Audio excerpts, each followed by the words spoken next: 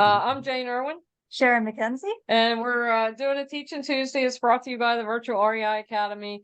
I hope everybody goes and checks that out. It's a teaching platform where, we can pretty much answer any question on there that you may have. Lots of different topics, basically 30 plus different instructors who bring a wide variety of experience, some over 30 years in all different topics. So, a lot of different things, and everybody on there is practitioners. They're actually doing real estate, not just talking about doing real estate.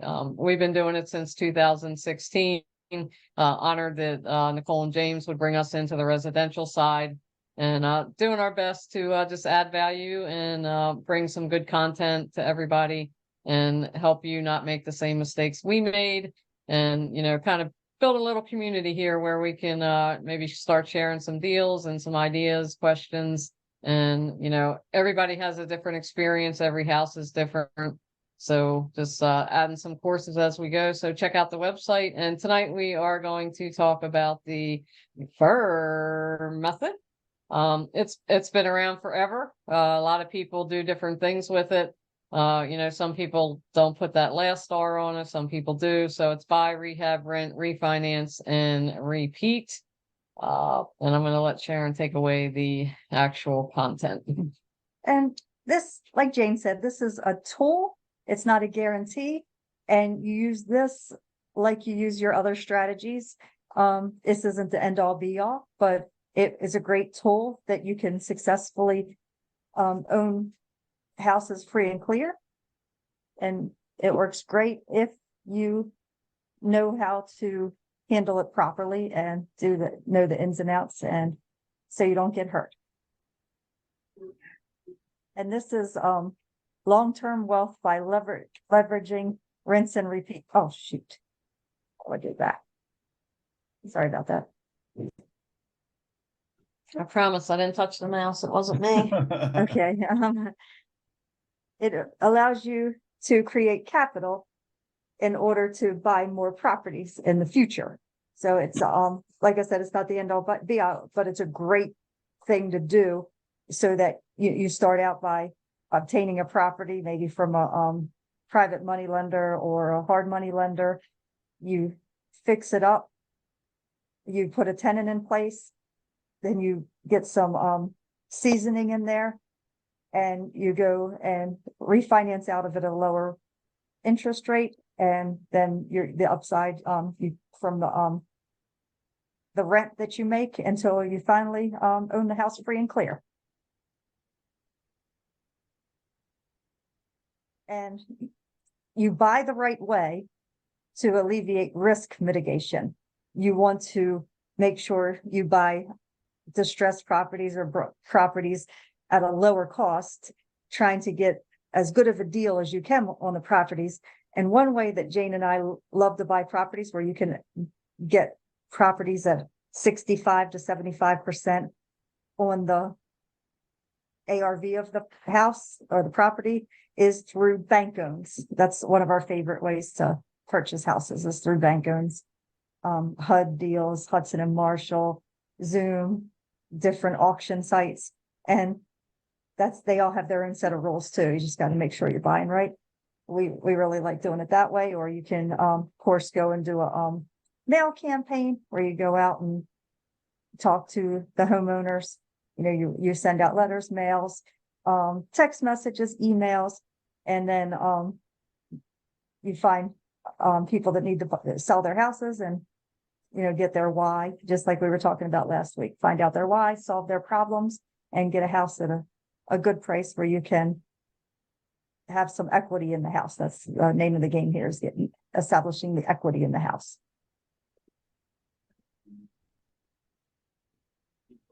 And then rehab in the house. When you rehab the house, you want to consider the numbers and the ticket items when you buy it. You don't want to get a house that you have to rehab every single thing. We always look at a house like with the systems. We don't want to have to rehab or completely renovate and fix every system in place. Maybe if you have a house at a great price and you need to rewire some electric, or, you know, put a roof on, or maybe, you know, some little plumbing issues. You don't want to have everything that to go wrong with the house and then have to fix it all up from scratch, unless you get it a really, really good deal and you have contractors in place that you can manage them properly and make sure that you're keeping your rehab numbers low. That's what Jane and I have a rule of thumb when we look at a house. Of course, we walk away from house with foundation issues. Actually, we did that once by mistake and it turned out okay for us, but we don't want to push that. But, you know, the foundation issues, and then if it's too many, huge ticket items. And then you want to concentrate more and make the more efforts on rehabbing and putting the most money into the renovations that's going to add value and add money to the home. So when you do refinance, you're going to have the highest appraisal value of that house. And examples are like the things that do stick out as that enhances the home value is landscaping, kitchen remodeling, bathrooms. That's what people look at. Additions like nice deck, basement finishes. If you can go, you know, club in the basement or add an extra room, you know, square footage to the house with basements. Get nicer windows, especially in places where the storm's coming by, the hurricane windows and that sort of thing. Windows do sell the houses. Make sure the garage is in good shape and the garage door is a sound. So you might want to replace, instead of just putting a patch over it, you want to replace the garage door and make sure that that's in good working condition. It's funny, in down south, people put another type of door inside of their garage door. It's like a big screen door so that they can open up their garage door and have a screen there, and they sit inside and do barbecues and all in their garage. Without all the bugs. Exactly. It's like a southern thing. It might be a little hillbilly-ish up north, but down here it's acceptable. And exterior doors. You want all the exterior doors look nice and sound, and, you know, replace them. And siding, make sure that, you know, everything looks good on the outside. That makes the house pop, and that brings up the value of the house. And make sure that when the house has a fireplace, make sure that it's a working fireplace, clean and good order. Those are some of the top ticket items, that updates that can help investors really add value to their home.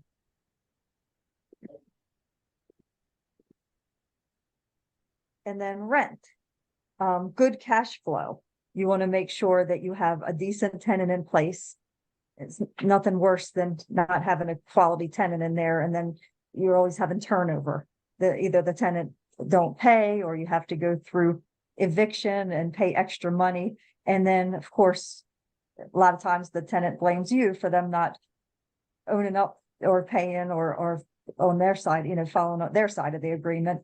So then sometimes they get angry and destroy the house, and vindictive and destroy the house. We've seen that many times where they'll just bust out all the drywall in the house, rip the fans down. We've had one time where they put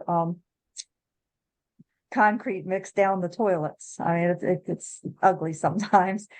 And then as your house is being rented, you want to regularly appraise and evaluate the property value of the house, because you want to know the value so that you're preparing yourself for and putting yourself in the best position to refinance out of the house at lower terms.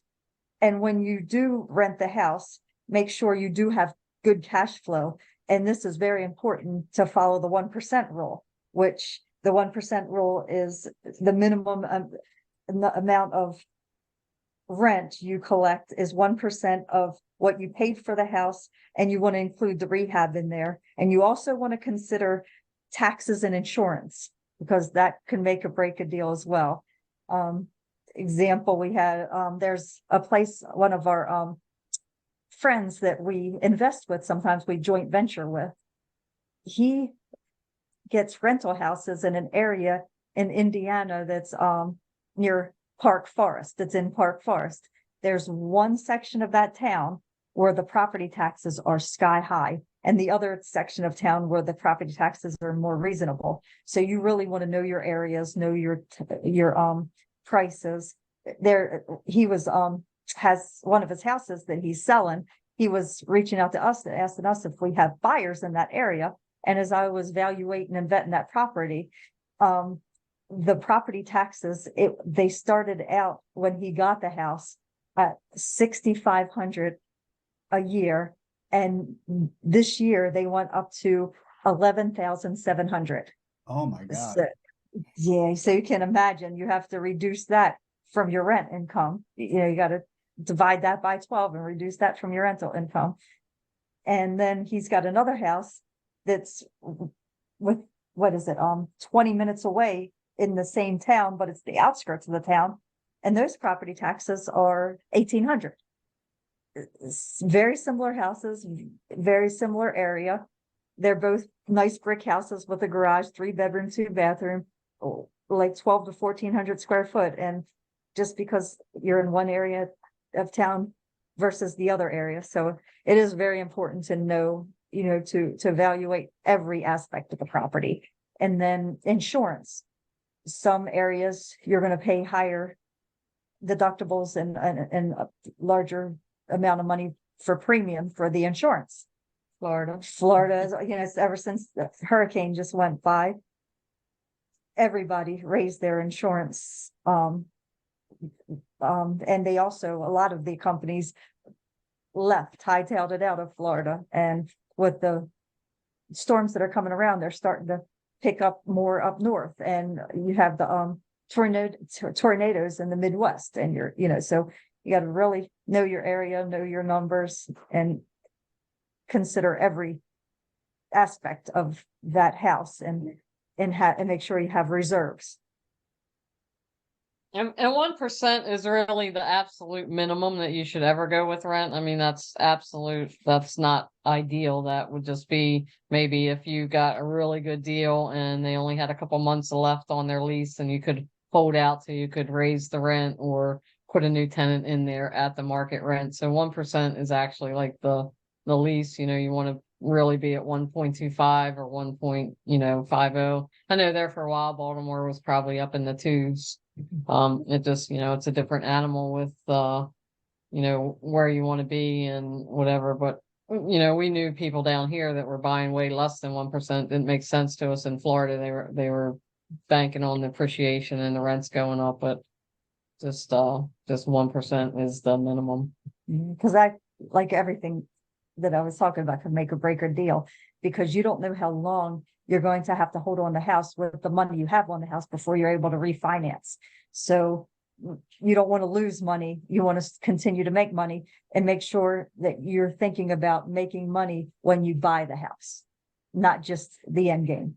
You want to set yourself up for success, not failure. Especially now with the refinancing, it's just it's a gamble just to hope that you're going to refi out. Which brings us to And then I was going to say that goes right along with this, because there is a seasoning period that the banks want to look at when you refi. It's typically, I'm sorry. Oh, that's my stuff. It's typically 6 months to a year. So, you are going to hold on to that property for at least 6 months or a year. So that's, you're not just going to be able to refinance out of it and get into a cheaper money more quickly than, and then also you want to consider how the markets are. You don't want to refinance out of it during the turn of the market when the interest rates are high. You want to do it at the right time too. So you want to have a nice cushion available where you're making cash flow right from the start, and you're making money right from the start. And this is because of all those reasons, this is definitely the most delicate phase of this process. You got to really think about profiting or losing money. You'll want to borrow on the appraised value of the property for the BRRR method to work properly, then based on how much you've invested in it. Some people will just, go through how much they invested in it. So since you've bought the property 65 to 75% ARV from the very beginning, then you're going to have plenty of equity for when you refinance out of it. And yeah, okay, I got that. I have notes. I wouldn't make sure I got through my And notes here. it's basically you're forcing the appreciation to go up so that you can refi out and then capture that appreciation with, so you can go and buy other properties, which will be the next R probably. Repeat. And repeat. And as you learn how to do this and you're more successful at it, the more that experience that you'll have, and you'll be able to sharpen your skill set and be able to make even better deals with more equity involved and be able to structure more creative deals. So, from the very beginning, as long as you're very conservative and you put your, you work your numbers where it's a win-win situation from the very beginning, you're just going to get better and better and better at it. And no two deals are alike, and the market changes, and you have to pivot for how the market is to be successful. And then sometimes you just might want to just hold on to that property for a while until you refinance out of it, until the market conditions get better and you have more equity built in the house. So you want to set yourself up to cash flow from the beginning. I know I keep beating into that, but that's very important. Some people they won't care about cash flow or the rental figures at the beginning, thinking they're going to be able to refinance out of it quickly. And that's not always the case. So never bank on that happening. You never know, people can kind of anticipate the market, but you can never expect what's going to happen. Like, look at what happened with the market during COVID. Nobody knew that the market would jump up so high and the houses would be worth way more than their value. And now you're seeing the market come back down. So got to ride the wave and understand the market. And I think a lot of, if a lot of people refi out at those higher values, I think they're gonna feel the brunt of it, because they got that appreciation on that very high amount that, people were paying just crazy. And now the, interest is going up.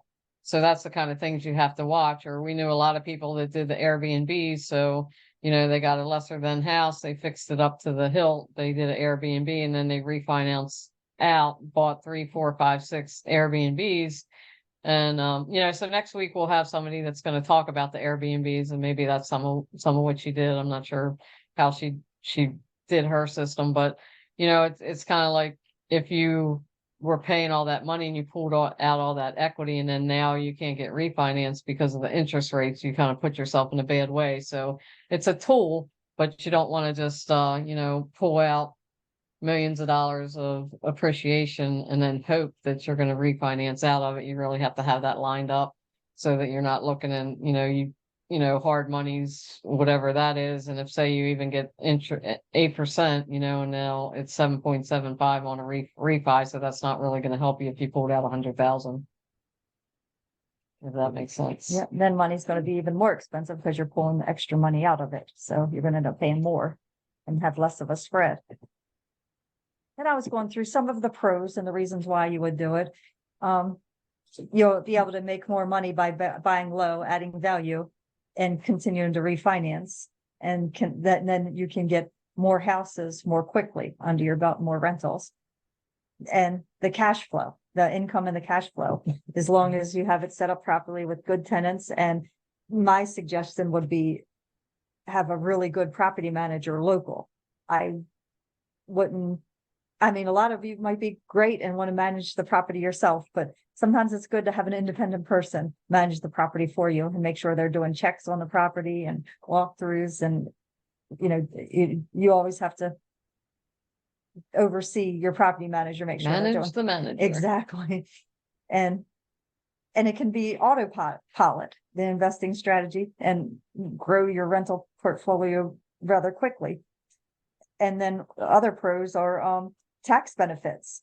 Take advantage of the tax benefits, including deductions for mortgage interest, property depreciation, expenses related to the property improvements, market timing opportunities. The investors can take advantage of the market timing. And during the ups, the distressed houses, you can buy when the the market turns down, you can take advantage of buying the stress houses. And then when the market goes up, then you refi. So you can ride the wave up and down. You can buy the houses in one market and sell them at another and refinance out at another, and it works really well. And then we have some cons we were working with. Overestimating the ARV or underestimating the rehab costs. They'll significantly lower the equity in the house and the appreciation. Financing and refinancing rental property is more expensive. It's not as easy to do as your primary residence, and you can't always get interest rates as low as you get when you buy your primary residence or refi out of your property, your primary residence. So you got to take that into consideration. And a lot of times the banks want a bigger down payment. Sometimes you can have your regular primary house with no or little down payment. You have to have a decent sized chunk to put down when you refi these type of houses. And sometimes the appraiser comes in and they don't see things like you see them. And I've heard investors successfully educate the appraisers and kind of sway them to increase it some, but it's not always the case. So the appraisers are very conservative with their figures too. And it might take longer for you to build up enough cash to cash out and refinance. Oh, and the property location challenges. If you have properties, you're getting them at rock bottom prices, but sometimes it's because it's in less desirable neighborhoods and they could be economically distressed areas.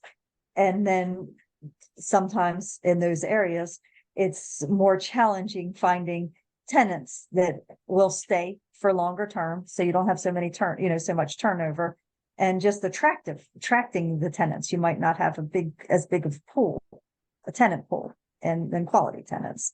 So, make sure you do know the location, the area, the demographics and that sort of thing.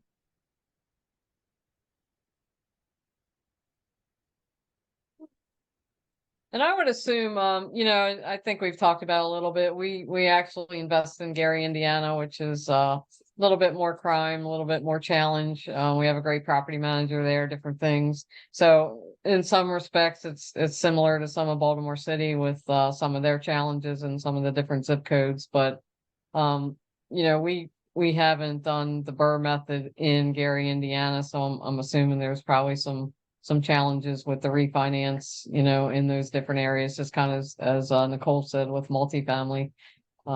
Maybe the D neighborhoods aren't quite as easy to do that. Anybody have any questions? You can stop sharing so we can talk. Yeah, and if anybody has any questions or any comments or I do. This is Jade. I have a ton of questions. So this is what my strategy, or what I would like my strategy to be. I did painfully but successfully do one of them in Baltimore last year. It wasn't the easiest process, but I was able to get my money back out and hopefully do it again because I have very little funding. So I want to make sure that goes further. That's my purpose of doing the BRRRR strategy. But one of my main issues is calculating the ARV correctly. So I'm not a realtor. I use different ways to figure it out, but it's very confusing sometimes because if that number's off, right, then that means that all my numbers are off, and my offer is going to be too high based on underestimating or overestimating what the ARV would be. So are you guys realtors? How do you calculate your ARVs? No, we're not realtors. We're not agents. Most of the time we use two different tools. One of them is PropStream, and then the other one is Investor Comps. So they're both comp tools that we specifically use, and then we mix them together with couldn't get that mix word out. mix.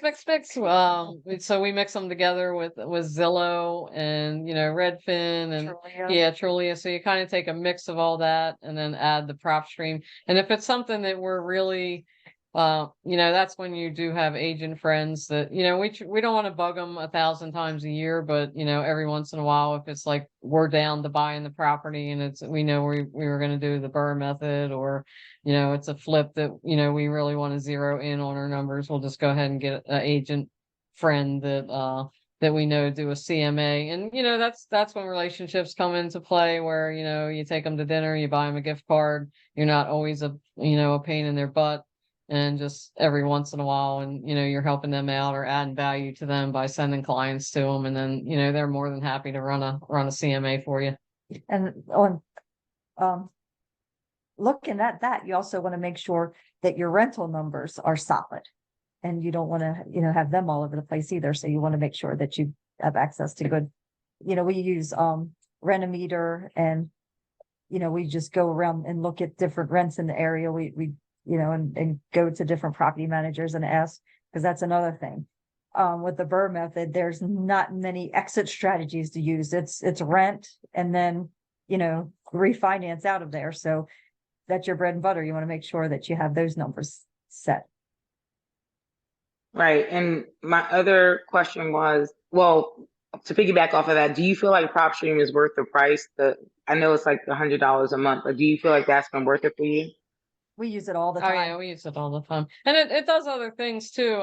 Just an example, then I don't work for them and I don't, whatever, all those disclaimers with that. But just an example, we used it the other day just to look up who else, because it links property. So I saw that, we had something in Cumberland, and then, I linked up that guy, and I saw he had 7 other properties. So he's possibly a good buyer, or he possibly has things to sell.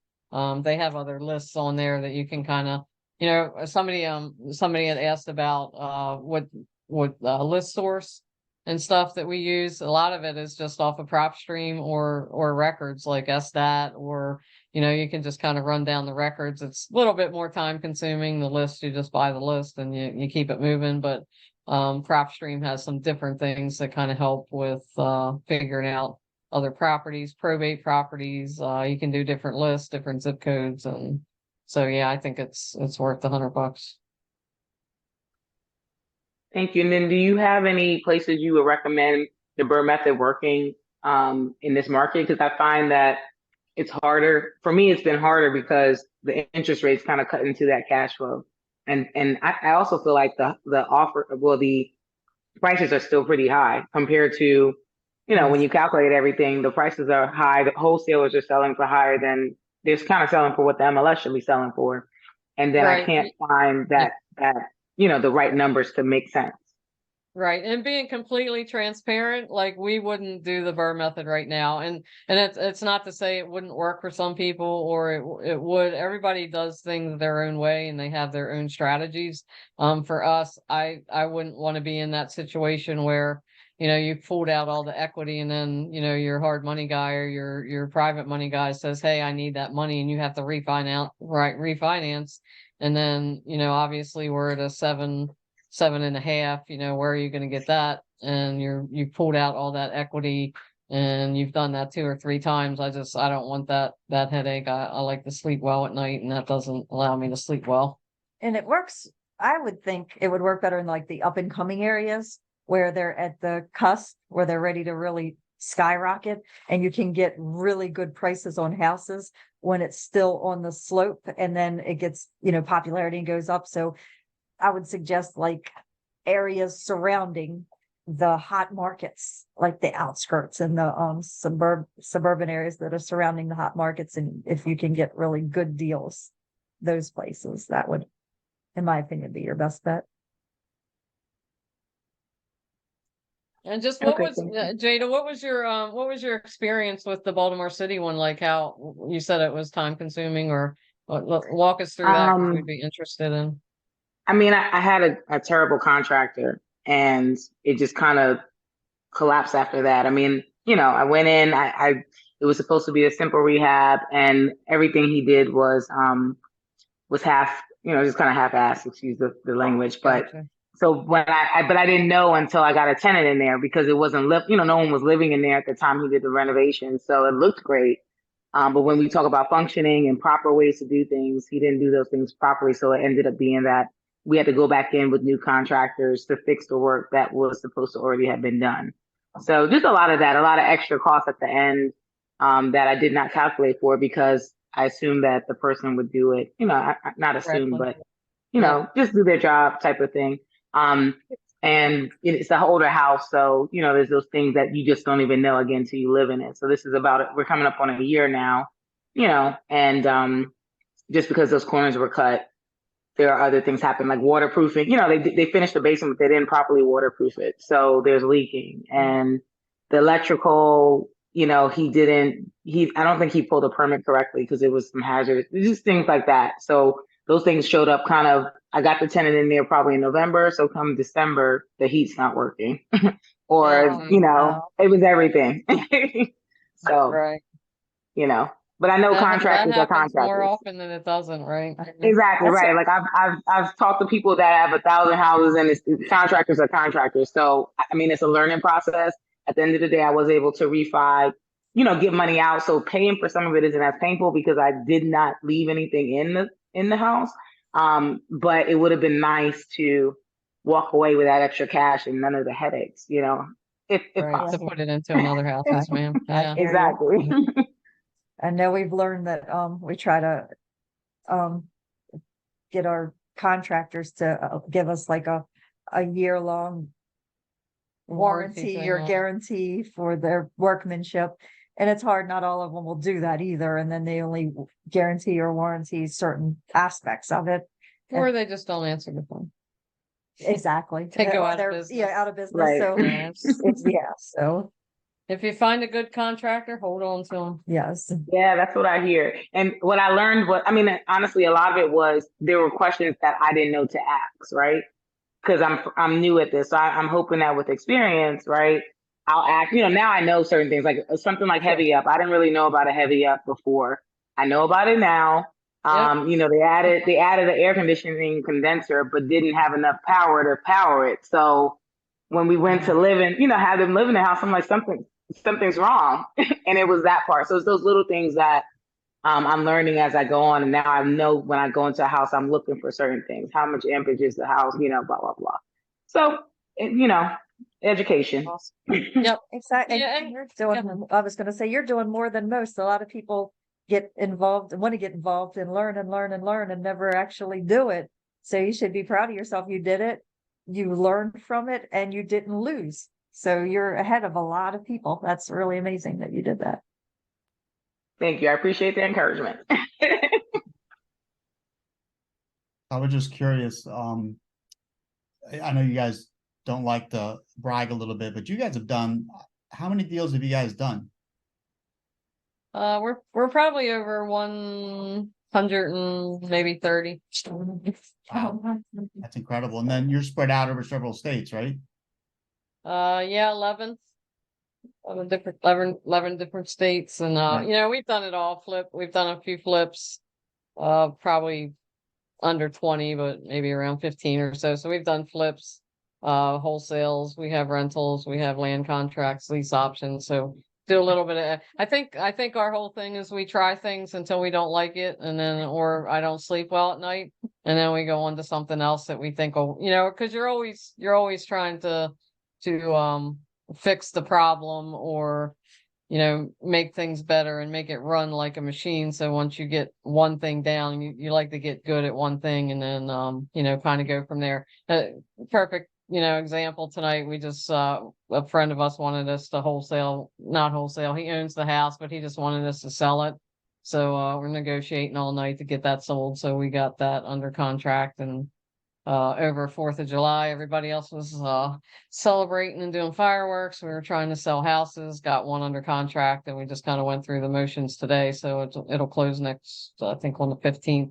But it's just that's just a quick deal for us. Helping somebody else help them move their problem property and make the rehabber guy happy because he can fix his house now.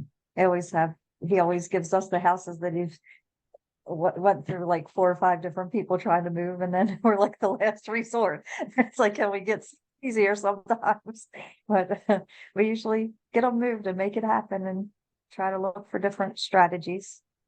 And that's what, like, Jade, once you start doing more deals, you'll be able to structure things differently and look at things differently and be more creative so that you can move through deals that other people won't be able to. So it's really good to get the experience and think of things outside the box in different ways. That's what I love about you guys, the fact that you have learned so many different things. Whereas, like when I was flipping houses, I would walk in and go, okay, 65 minus rehab. Oh, it doesn't work. I go on to the next one or whatever it is. And what I love about you guys, it's like, okay, that's not going to work, but I've got these other 9 strategies so I can actually do something with this house. Whereas other people are just throwing leads away and you're like, no, we can use all those. So I think that's awesome what you guys do. Appreciate that, means a lot. And I think that's one of the good things about, the academy, because we're putting some other stuff. There's already some stuff on there about, some creative things, but and looking back, we could have had so many more deals that we didn't know what to do with, because most people, that is you can either wholesale it, you can rent it, and you can sell it, or if the numbers don't make sense, you just walk away. But every house, there's some kind of something you can do with it. Not everybody looks for the same things. And, perfect example, there was one house and everybody's like, you'll never sell that. And that was back when we were, predominantly wholesaling. And they're like, never in a million years will you sell that. The numbers don't make sense. Nobody's going to buy it. And, out of the blue, it was a Craigslist ad, and some grandmother called and she was looking to find a fixer-upper for her grandson in Eastern Maryland somewhere. I don't even remember where it was. Oh, that was near Salisbury. Down by Salisbury. She was looking to buy a house for her grandson, cash. He was going to fix it up and live there. She just wanted it in a safe, little, nice neighborhood. And she didn't even haggle about the price. Like, we always start high. I almost felt guilty because she didn't even haggle. She's like, yeah, I'll take it. We'll close in 30 days and I have the cash. And, it just, so you never know. There's a ask for every seat, and, there's a strategy for every house. You just have to find it and be open. I think that's a good thing about the academy. There's some different strategies on there that'll get you more deals, get you more sales, and teach you how to do a few things. Can't believe you took advantage of a grandmother. Right. Wow. There was a question in chat. Well, let me find it real quick. About, I think, REOs. Where'd it go? Are bank-owned properties sold at a discount? Yeah, it's like anything else, and the HUD Home Store was our bread and butter. And you can tell from the market, early on there was discounted, and then you could get more of a discount and more of a discount when the housing market went up with COVID. I mean, they were asking for, their ask price was the ARV price with the house. They weren't even factoring in the rehab. So if it was worth 200 all fixed up and beautiful, they were asking 200, and then there wasn't much of a discount. So we're still in that.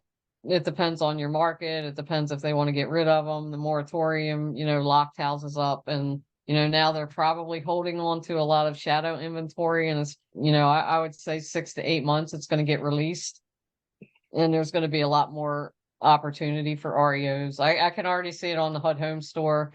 Probably 6 months ago there might have been 3 or 4 properties in Florida, a couple in Maryland, because we look in different states. We have agents in different states that help us out with that. So most of them, there were 3 or 4 properties. Now there's a couple pages. Hudson and Marshall's the same. Originally there was, during COVID, they were kind of slim and none. Now there's pages and it takes me a long time to just get through the Hudson and Marshall deals for one day, because there's like, 7, 8 pages on them, depending on what market you're in. And you have to be consistent with it and keep putting your offers in and keep putting the offers that you can come to. If they're asking a certain price, stick with your numbers. Don't never bid higher than 82 cents on the dollar. And that's the highest you want to go. And then very highest. Yeah, very highest in the nicer areas, nicer house in good shape.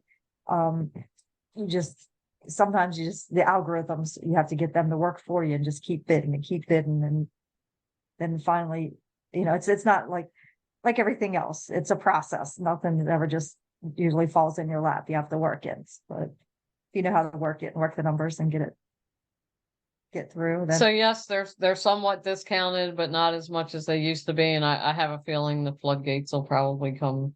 I don't know if James, you have any insight on that, whether the floodgates are going to come open for multifamily, residential. No, absolutely. I think a lot of the apartment buildings are bought by, or maybe all of the apartment buildings are bought by investors. And when they bought them over the last couple of years, you get a 3, 5, 7, 10-year refinance balloon. And a lot of these people said, oh, well, I bought it at a 5 cap, so it's worth $10 million. And then when I'm going to sell it, I'm going to sell it at a 5.5 cap, but I'm going to do all these improvements to it. So I'll make, $1 million. And now the cap rates are at 8, 9, and 10. So obviously the value is a lot lower. And a lot of these guys are panicking. And there was just some huge company that walked away from like $3 billion worth of commercial office space and also multifamily down in Texas. So it's already starting to happen. And I think, you hear about the big ones. You don't hear about the smaller 10, 50, 100 units or whatever it is, but those are coming. Those are absolutely coming. Wow. And even and this is just going to personal experience. One of the I built a house in Pennsylvania before we moved down to Florida. Our whole neighborhood, it was a new development, and a lot of people bought into that balloon or whatever it was, the adjustable rate, or whatever. So a lot of my neighbors was into that 1% for 1 year or 2 years. Well, that was right around the time when the crap hit the fan there in 2007, 8, whatever that was. So luckily I got into just a fixed rate. I didn't want to gamble and do all that, but we knew 3 or 4 neighbors that lost their house because right away, everything went south in a hurry and they couldn't refinance out because they shouldn't have been given that that big of a loan anyway. And then they pulled out some right away. They pulled out the HELOC, and so that just, you really have to be careful with the rates and the adjustables and all that. So I see a lot of that happening with what happened during COVID when everybody was coming to Florida paying $100,000 over ask, no appraisal, no inspection. And now they're trying to refinance out. They can't, the rates are up, the things are harder to get. So I see a tsunami of houses coming here soon. And I'm not an economist, and I don't play one on TV. Sharon's an economist, right? No. No. Ahmad was asking about when do we meet up? When's the meetup? We one in person, the one is that? I think the monthly meetup is what he's referring to. For next Tuesday would be we're gonna actually have the meetup with Erica DePaula will be on talking about Airbnbs. So that'll be the presentation for next Tuesday. But we would like to have a real meetup. What Florida? happens? Sure, Yes. Florida, January, February. I don't know. It's warm. It's nice. I'm there. The beaches are calling. At the studio. So Ahmad, if you're not on our mailing list, which you probably are, but if you're not on the mailing list, just send an email to support@virtualreiacademy.com, and I'll put that, or to Jen and Sharon. I'll put that in the chat. Okay. And then we'll put you on the mailing list, and we send out saying, hey, here's who's talking, here's what they're going to talk about, and here's the time, and here's the link. Right. Okay. So, and if you signed up for this, you probably have it, but if you want to put that in the chat, your email address, I'll just grab it from there as well, whatever you want to do. Okay. I'm about to do that now. Okay. Perfect. Thank you. Awesome.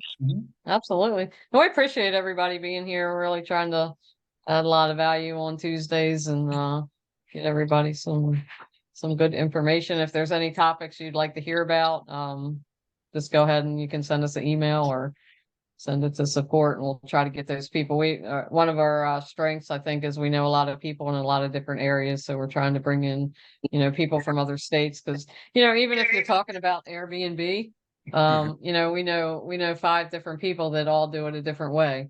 So, Erica's way might not be the same as Philip's way. and it's certainly not the, way I would do it. So, they do it all the time. We might have one or two, Philip has 100. So you just never know, which way is going to resonate with you and how you might want to deal with that different topic. So in I mean, just a question for everybody. So in Maryland, do you guys have properties in Maryland? Yes, Yes. not many left. We're trying to, nothing personal, but we're trying to leave Maryland. Okay. But we're not opposed to investing in Maryland. It's just we've learned a lot about having a good property manager, having a good team, and Right. Different things. So not opposed. Okay. I just actually emailed you. I forwarded an email from the meetup that has the link on it, Ahmad, for registering for the meetup that's coming up, like they said, next Tuesday. So you should get that in your email here in a couple of minutes. Jada has another question. Do you ever purchase properties that are occupied? Oh, yeah. Yeah. We get them at a bigger discount that way. People don't want to deal with the problem tenants, or sometimes there's squatters in there. So some of our good deals, our best deals with the biggest spread, have been ones that had problem occupants that we didn't 65 Churchill Circle, Starkville, got it at a really good price. Under 17, just had a person in that didn't want to go. I think it was his grandmother's or something. I don't know. But, if you build that into your numbers that, you might have to carry it for 3 or 4 months and you might have to get legal fees, just build it into your numbers. I swear that would be an amazing niche for somebody if they felt like the headache. You basically take an occupied property where they're trying to get somebody out, and then you go through the motions. We also got a very good lease option in here in Florida, which the guy had moved away. He just didn't want to deal with the tenant and she wouldn't leave. So we basically got a very good price on a house because he didn't want to deal with her. We got her out, and we knew going into it we were going to have to carry it for a little bit. Because it was during COVID, but we actually got her out pretty quickly. And then, we had a lease option to buy that house for a very low price. So it kind of worked out for us. So if that was a niche that somebody actually got into, they could probably make a killing, because people don't want to deal with problem people or occupied spaces or people that they can't get out. Very true. Well, was that a niche we want to take on? No, Well, we've done it. There wasn't. It's like anything else. I think you may have answered this already, but Christian I'm probably mispronouncing that, Chris. I'm sorry. What happens when the balloon pops and they can't refi? Guess they lose the house if they can't work something if out. they can't work something out with the private money person, or they can't work something out with family, or I guess they would lose the house, or if that has the bank. They're just going to lose money. If it's the bank. Bank owned. Sometimes you might be able to work something out, but if you can't, then you essentially have a big chance of losing the property.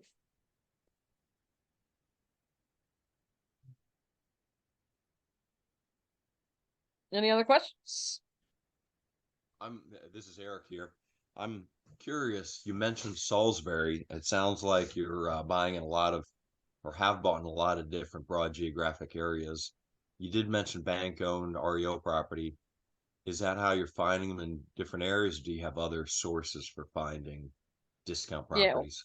Yeah, we have a lot of different sources now. In 2016, and I'm just being transparent, I didn't like to negotiate. So when we stumbled onto the HUD Home Store, it was like, what? I can put a price in and they either take it or they don't. And then I can lower my price and then they can take it. Like, I didn't want to negotiate. So it just became, put the bid in and see if they take it. And it just became, my comfort zone for, and then we started getting a lot of houses and I was like, wow, this is pretty cool. There's some algorithms and different things that you can manipulate with the HUD Home Store. That's a class for another day. But, basically, so that was how we were able to get properties all over Maryland. And then, transitioning to Florida, then we kind of started doing that in Florida. And then we knew people in Georgia that was an agent, and then we could find some there. And then once you close a property or two and You know, Jade probably gets some now, you know, too, but people just start sending you lists, and then you get on some wholesaling lists. And then even the people at the RIAs, like once they know you bought a property from somebody in the RIA, early on, we bought a property from Larry Blizzard, and he was, you know, in the Baltimore area. So, you know, then it was like, well, they're not just being fake and tire kickers and whatever. So then people start sending you deals. And then eventually you just get to the point where your inbox is so filled that, you know, I could spend all day looking at our email from all the deals that come in text messages and everything. So just different ways, but that's kind of how it started. Great, thanks. You Of bet. course. Helpful. Jen and Sharon, I put the YouTube channel up there in chat, and then your email address, and then the link for the academy up in chat if anybody needs it. Okay. Thank you perfect. so much. Maybe we'll just spin around the academy real quick if we got a couple minutes, and then we'll be cognizant of everybody's time and let them. You want me to do that?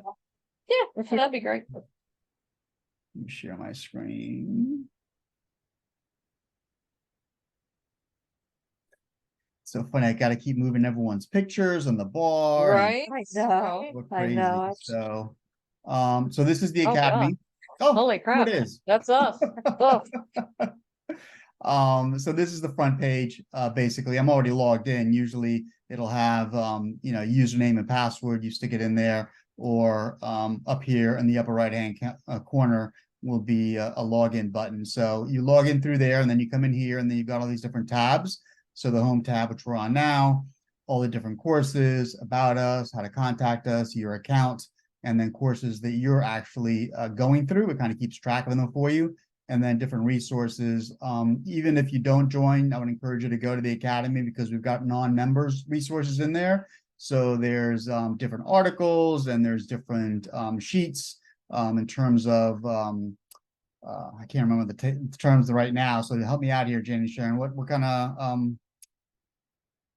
products we have up there, or not products? Yeah, the just one giveaways? that I think is probably the most useful for everybody is the scope of work.